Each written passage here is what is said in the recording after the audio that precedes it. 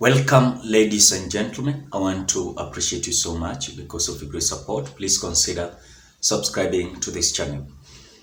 Now, the days and also the ultimatum that Raila Odinga gave out to this government has come out to an end today. As we are expecting Raila Odinga to come out to tell us way forward, is that this rogue government and so adamant government has come out to try to divert people's real attention from the real situations. As far as we are concerned, you can look even their stories, day in, day out, new stories, day in, day out, new tactics. And in fact, we are tired with all these dramas that this government, while they were campaigning and also selling their agenda to the people, so-called hustlers, they told us that as long as they were going to hold the power and to Uhuru Kenyatta to give them instrument of powers, they were having an idea, an agenda on how immediately they were going to change the narrative and the lives of Kenyans.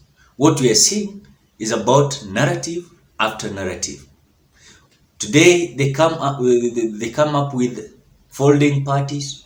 Today they come up with Uhuru Kenyatta stole the billions of money. Tomorrow they will come up with Raila Odinga, all this and this. But I want to say this. As long as we are still living, the truth to be told, this government is rogue and this government is so adamant. They are clueless, planless on what plans they should do to these simple hustlers. As we speak now, the attention of the hustlers from the real situation has come out to frustrated a lot because what hustlers expected from this government is not what they are seeing. I've seen yesterday them trying certain dramas of creating roadblocks here and there across the Republic of Kenya. This will not help them. This will not help them. It is such a day that Kenyans are waiting way forward, the directions of Raila Odinga. And I will continue repeating, Raila Odinga is not fighting for himself. In fact, today, Raila Odinga can just decide and have his life. He can even declare that he's retiring from politics. He has nothing to lose as we speak at this moment because he has been there for a long period of time. He has fought for us. And in fact, I've seen some people saying that Raila Odinga has never fought for anyone. Maybe according to that person. But the truth is, we are waiting for directions. And all this frustration and even attempt to house arrest Raila Odinga and his brigade Kalonzo Musyoka and Martha Karua will not deviate or make our attention to be diverted elsewhere. The real situation is the cost of living must be lowered. The price of school fees must be lowered. Help when it comes to university schools must be lowered.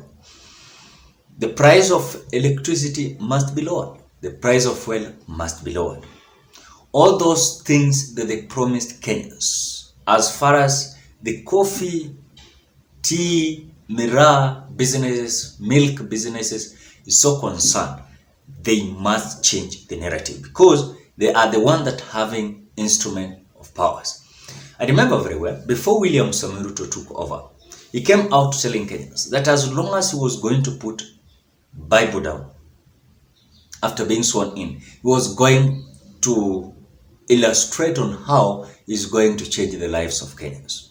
What we are seeing is he's wasting a lot of his time trying to illustrate to Kenyans how billions of money was lost.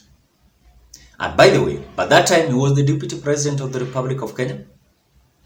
Then the money that they're claiming that was lost was signed and released while they were in the office after being sworn in.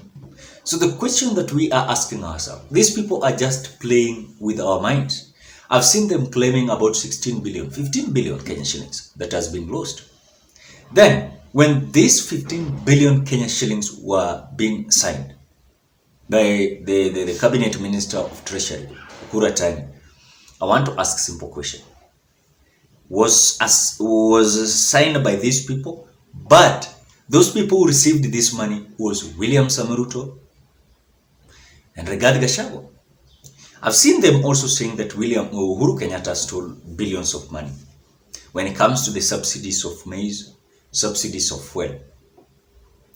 Then I want to ask them a simple question.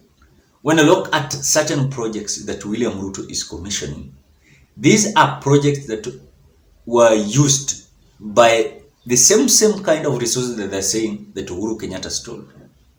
That is what we've been told. So Kenyans, I want to say that at times when you look at the problems that people are passing through, you might not understand. Maybe you are having a job, at least you're being paid maybe 10,000 Kenya shillings and above. There's someone that even to be paid even 2,000 Kenyan shillings is no access to that kind of job, even 1,000 Kenyan shillings per month. That people are passing a lot of challenge. So when people are eagerly waiting for Raila Odinga, it is for the direction, because they believe that their voices is going to be heard louder than anything. Louder than anything. Because as far as we are concerned, we might just keep quiet, lying to us that we are okay. Things are not okay, because William Ruto himself wameanza campaigns za 2027, and that is why he has deployed Cleophas Malala to come out to merge all those political parties to ensure that next election no one is going to divert his attention from UDA. But as long as we are so concerned, what we are waiting is, let them do all kind of dramas. Let them do all kind of issues that they want to do. Let them try or attempt to house arrest Raila Odinga, Martha Karua and Kalonzo Musyoka. Let them have roadblocks all over Nairobi. All over Nairobi. Whatever they want. But the real situation is, when Kenyans will come out, they will feel that truly, those roadblocks are not for Raila Odinga. Those roadblocks are not for Kalonzo Musyoka. Those roadblocks are not for Martha Karua. The roadblocks that they're putting there is just that are trying to frustrate Kenyans. Because when you look at even other countries across the world, you will find that their common mwananchi will come out and they demonstrate, protest. Before even White House, America, they will never be dispersed by so-called tear gas, roadblocks of police, or those kind of things. So whatever we are seeing in Kenya, it is something that is so rogue, is so new, that we expected that this adamant and illiterate government has come out to do. Because the demonstration and protest, why are you afraid of demonstration and protest? Why are you afraid of Raila Odinga's statement that is going to come just a few hours? Why are you trying to house arrest Raila Odinga? Why are you trying to do whatever you're doing? It is just rogue, pure and pure rogue. And we will not be frustrated, but the truth shall be prevailed. I've seen many people talking, saying, oh, this government will do something, or this government cannot do anything. They cannot do anything. And in fact, I've seen a certain statement from the president of Tanzania, Samia Suluhu, is that there was certain narrative that was being sold in Tanzania, that Tanzania, they don't have money. But the president came out saying they have money. It's not like majirani, inchi majirani kama Kenya. The truth is, this country, as we speak now, even the taxes that was collected yesterday is not there. They have used it. Na Kenya wamefanyia is not here or there. So the reality is, as we keep our peace, we are waiting for what Raila Odinga is going to give Kenyans. But the reality will stand as the truth is going to prevail. As long as, and as matters entailing common mwananchi is going to be addressed by Raila Odinga, number one, the cost of living must be addressed. In fact, I'm expecting Raila Odinga's address. First point, the cost of living must be readdressed. Number two, the issue of electoral injustices must be addressed. Number two, the panel that has been selected and sworn in to start searching for IEBC commissioners must also suspended. Then this must be inclusive. Then things is going to be all right. Then these pressures that they're getting from Azimio, it is hiyo ni kawaida, because this is opposition and this is whatever they prayed for. They said they wanted active opposition leadership. So what wrong? So I think that is my opinion as you wait for Raila Amolo Odinga and his team Azimio to give the next direction. Ladies and gentlemen, thank you so much because of great support. Consider giving your opinion at the comment section below. Otherwise, bye bye till we meet on another video.